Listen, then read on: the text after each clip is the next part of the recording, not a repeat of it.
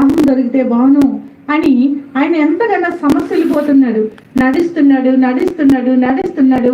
ఎక్కడైనా ఆహారం తిందాము, లేకపోతే ఎక్కడైనా మరి ఆకలి తీర్చుకుందాము అని అతను ఎంతగానో నడుస్తున్నాడు.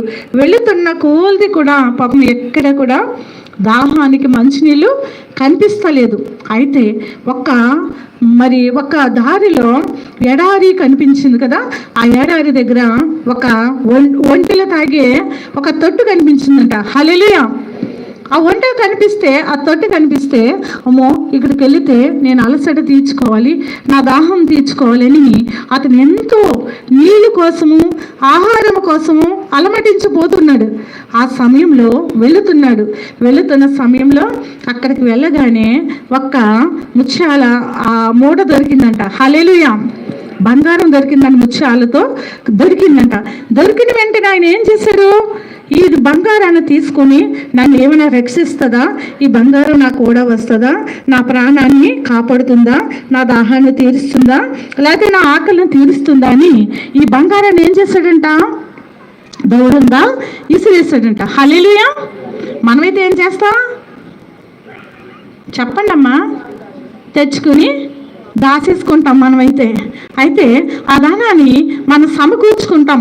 అయితే ఈ ధనము నాకు కావాలి, ఈ ధనం అమ్ముకుంటే నేను ఆస్తిపరుని అయిపోతాను, లేకపోతే ధనవంతుడిని అయిపోతాను అని మనకు ఆశ కలిగిపోతూ ఉంటుంది. కానీ ఇతను పేదవాడిగా ధనవంతుడిగా ఉన్నప్పటికీ కూడా పేదవాడిగా ఉండి ఇవి నన్ను ఏమి కూడా రక్షించవు, ఈ భూమి మీద అది శాశ్వతము కాదు, నాకు ఆహారాన్ని పెట్టదు, నాకు ఆకలిని తీర్చదు, నా దాహం తీర్చదు, కాబట్టి ఇది నాకెందుకని అక్కడికక్కడికే కుప్పకూలి చనిపోయాడంట. హల్లెలూయా. మన వల్ల ఆ స్థితిలో మనం ఉండగలుగుతామండి? లేదు. ఈ డబ్బుని, ఈ ఆస్తిని, అంతస్తుల్ని ఇవన్నీ కూడా మన కూడానే ఉంటాయని మనము ఏం చేస్తాం? బంగారం మీద లేకపోతే ఈ భూమి మీద ఎంత సంపాదించుకోవాలని ఆశ కలిగి ఉంటాం. కానీ ఒక దినాన ఇవన్నీ కూడా మనం విడిచిపెట్టేయాలంట. హల్లెలూయా. విడిచిపెట్టకూడదండి? విడిచిపెట్టాలా కదా. అయితే ఈ భూమి మీద తమ్ముడు ఒక మాట చెప్పాడు.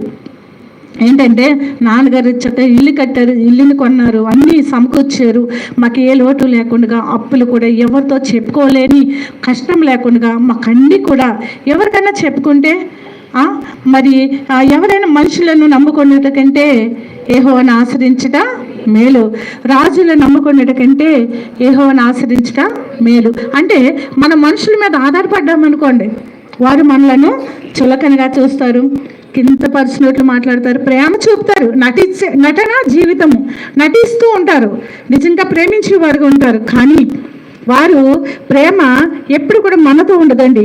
నిజంగా దేవుని యొక్క ప్రేమ మనతో ఉండాలంటే నిత్యము కూడా ఆయన ప్రేమ మనకు కావాలి. హల్లెలూయా. అందుకే ఆ ధనమున్న మరి అతను మరి కుప్పకూలి ఎక్కడ చనిపోయాడు అంటే ఈ లోకంలో ఆ ధనము, ఆస్తులు, అంతస్తులు కూడా మనకు కూడా రావు. కాబట్టి మనము ఆయన సన్నిధిలో మనం నిత్యము కూడా ఆయన మహిమపరిచే అనుభవం మనకు కలిగి ఉండాలి. హల్లెలూయా. మన నిత్య రాజ్యానికి మరి పరలోకానికి మనము చేర్చబడాలంటే పరిశుద్ధ గ్రంథంలో కొన్ని మాటలు ఉన్నాయి. మన మధ్య రాజేష్ కూడా ఉన్నారు, కొన్ని మాటలు చెప్తారు.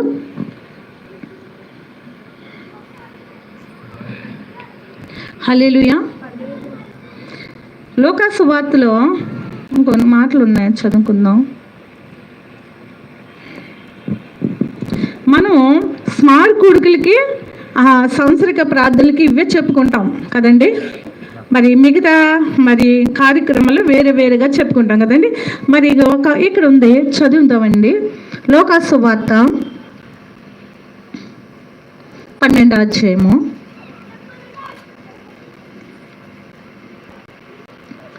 16వ వచనంలో, మరియు ఆయన వారితో ఈ ఉపమానము చెప్పెను. ఒక ధనవంతుని భూమి సమృద్ధిగా పండెను.